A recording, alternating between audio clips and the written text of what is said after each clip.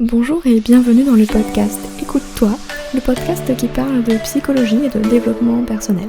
Je suis Aurélie, psychologue et praticienne en hypnose. J'accompagne les femmes en démarche minceur à lever les blocages psychologiques et à reprendre confiance en elles. Bonjour et bienvenue dans l'épisode 14 du podcast Écoute-toi. Aujourd'hui, on va parler de la confiance en soi.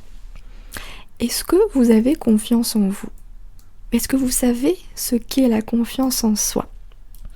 Eh bien, il s'avère que selon une enquête réalisée en octobre 2018 auprès de 753 personnes âgées de 18 à 30 ans, 50% des Français interrogés n'avaient pas confiance en eux, dont 10% pas du tout.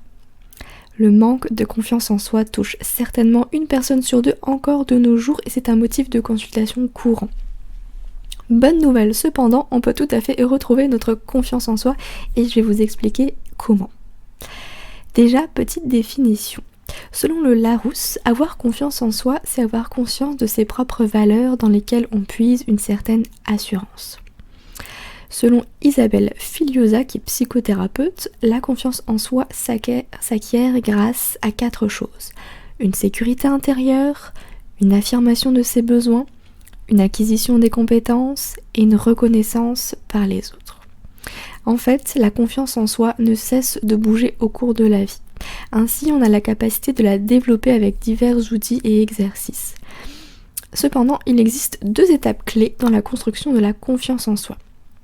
Déjà, avant toute chose, il faut savoir qu'on ne naît pas avec une confiance en nous innée, c'est quelque chose vraiment qui se construit, et il y a 2 moments majeurs où la confiance en soi va se construire, dans l'enfance et l'adolescence notamment. Néanmoins, même si ces étapes-là n'ont pas pu vous permettre d'avoir confiance en vous, il est tout à fait possible à l'âge adulte de pouvoir la construire.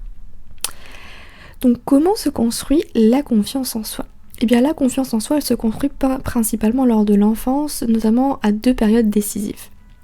Donc de 0 à 4 ans, donc c'est une période qui constitue le premier socle de la confiance en soi. Et on retrouve la notion d'attachement de Bowlby. C'est dans le rapport entre la mère et le nourrisson que la sécurité intérieure de ce dernier peut se construire ou bien être défaillant. Ainsi que de la construction des aptitudes, c'est-à-dire que plus on laisse l'enfant expérimenter par lui-même, plus il aura confiance. Sans mettre la faute sur les mères ou la personne maternante. Simplement quand on a une mère qui empêche son enfant d'explorer un petit peu son environnement par peur en fait, par crainte qu'il se fasse mal ou quoi que ce soit, et bien mine de rien, ça empêche l'enfant de prendre confiance en ses propres capacités parce que intérieurement il va se dire de manière inconsciente bien sûr qu'il n'est pas capable, donc la notion de capacité, c'est typiquement la base de la confiance en soi. Donc du coup, il faut laisser assez de marge de manœuvre pour que l'enfant, le bébé, puisse explorer son environnement en toute sécurité, sans être étouffé, éventuellement par la mère, et sans être délaissé non plus, parce que l'inverse était également vrai. Si la mère est absente et que c'est angoissant pour l'enfant, et bien la fameuse sécurité intérieure ne pourra pas se construire chez lui, donc elle sera défaillante et ça va ébranler la confiance en soi également.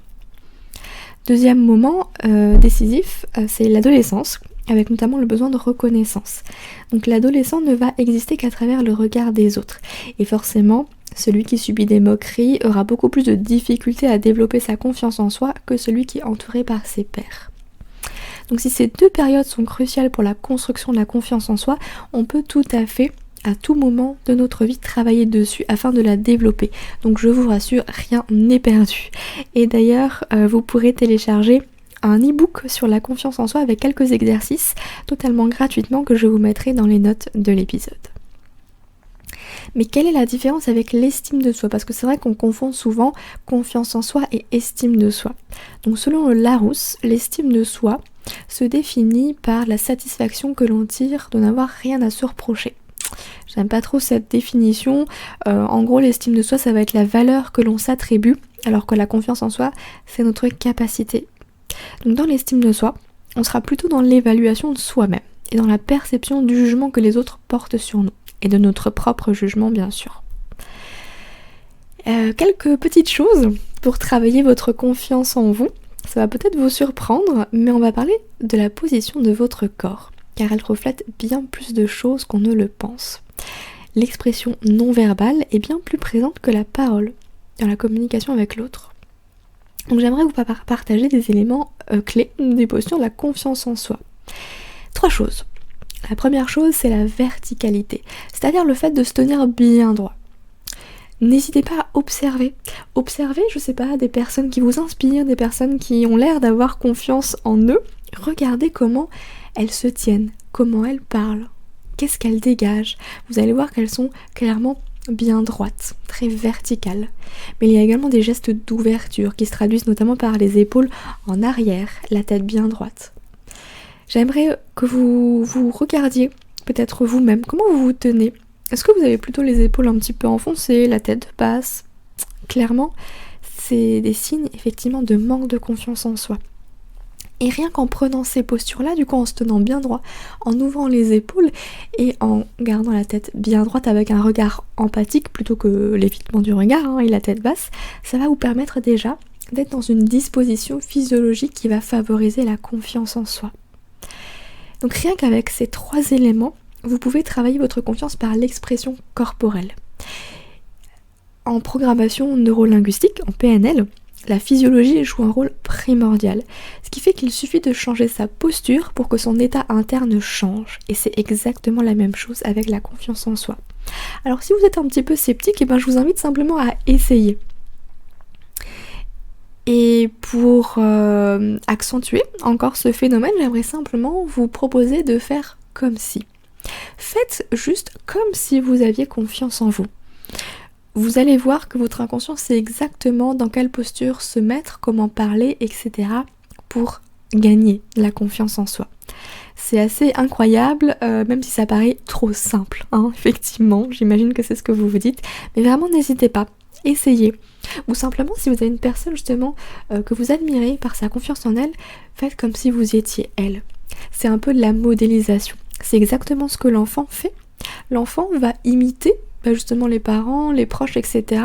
pour développer ses capacités, etc. pour la marche ou toute autre chose, vous voyez. Mais pour la confiance en soi, c'est exactement pareil. Faites comme si vous aviez confiance en vous. Faites comme si vous étiez cette fameuse personne que vous admirez par sa confiance, parce qu'elle dégage. Vous allez voir que ce sera beaucoup plus facile d'avoir confiance en vous à ce moment-là que si vous vous dites « Bon allez, j'ai confiance en moi ». Bien que, maintenant on va parler des affirmations. Alors les affirmations, est-ce que ça marche ? Si vous n'êtes pas à votre premier article sur le sujet, vous allez devoir passer cet outil de développement personnel qui est les affirmations positives. Mais concrètement, est-ce que de me répéter chaque jour que j'ai confiance en moi marchera vraiment ? J'ai envie de vous dire oui. Oui, mais à certaines conditions. Les affirmations ou autosuggestions ont été inventées par Émile Coué, psychologue et pharmacien. C'est à lui qu'on doit la célèbre méthode Coué, souvent décriée et pourtant si efficace. En fait, de nombreux chercheurs ont mis en évidence que le fait de répéter une phrase en utilisant le « je » ou le « moi » permettait d'internaliser le contenu de la phrase elle-même et ainsi d'attribuer les qualités énoncées comme siennes. C'est-à-dire que l'autosuggestion a des répercussions sur les comportements, mais aussi sur les paramètres physiologiques. Le simple fait de sourire nous rendrait heureux. Comment ça se fait ? Eh bien simplement par la contraction des muscles qui conduisent à percevoir les situations plus positivement, car elles le sont habituellement lorsqu'on est heureux. Forcément, quand on sourit, notre cerveau sait que c'est parce qu'on est bien, qu'on est heureux. Donc du coup, si on sourit, même sans être heureux, ça va amener le bonheur en quelque sorte, vous voyez. C'est comme si notre cerveau avait associé le sourire au bonheur et que pour être heureux, il fallait juste, entre guillemets, sourire pour envoyer le bon message au cerveau. C'est un petit peu un raccourci. Alors, usez, abusez de tout ça, c'est vraiment hyper efficace. Pour les affirmations, c'est important que vous puissiez les dire forcément à la première personne, de vous intégrer dedans. Et plus vous allez le répéter, plus votre subconscient va tout faire pour s'approcher effectivement de cette vérité, pour la rendre réelle. L'auto-attribution de certaines phrases par l'emploi du jeu ou de son propre prénom, tout comme la simulation de comportements non-verbaux, peut entraîner une modification des comportements ou des états physiologiques ou émotionnels. Petite phrase tirée du magazine Cerveau et Psycho numéro 48 si ça vous intéresse. Donc vous savez désormais que le manque de confiance en soi n'est pas une fatalité et que vous pouvez tout à fait la travailler. Maintenant, j'aimerais parler un petit peu de la confiance en soi dans la démarche minceur. Souvent, les personnes qui veulent perdre du poids pour avoir confiance en elles. Mais c'est prendre un petit peu le problème à l'envers. Est-ce que c'est pas parce qu'il y a un manque de confiance en soi qu'on n'arrive pas à perdre du poids? On n'a pas confiance en ses propres capacités à mincir. Alors moi, ce que je vous invite à faire, c'est de vous dire que c'est pas tant le poids qui va déterminer votre confiance en vous, mais c'est vos actions. Pour avoir confiance en soi, il faut effectivement passer à l'action. Il faut un peu sortir de sa zone de confort, mais tout doucement. Donc s'il y a des choses que vous avez envie de faire, comme parler en public avec aisance, je sais pas, sortir avec des personnes que vous ne connaissez pas, ce genre de choses, faites-les petit pas par petit pas pour que finalement votre cerveau arrive à s'approprier cette habitude dans l'inconfort. Au début c'est inconfortable parce que c'est inconnu, on n'a pas nos marques, c'est pas très agréable. Mais plus vous allez être dans cette même situation, plus vous allez prendre vos repères, vos marques et l'inconfort va devenir un confort. Vous allez donc élargir votre zone de capacité et prendre davantage confiance en vous. Alors si j'avais un conseil à vous donner, c'est essayer. Osez vous lancer, c'est comme ça que vous allez avoir davantage confiance en vous. Et quand c'est difficile, faites comme si vous aviez déjà confiance, tout simplement, n'est-ce pas? Donc j'espère que cet épisode vous aura plu.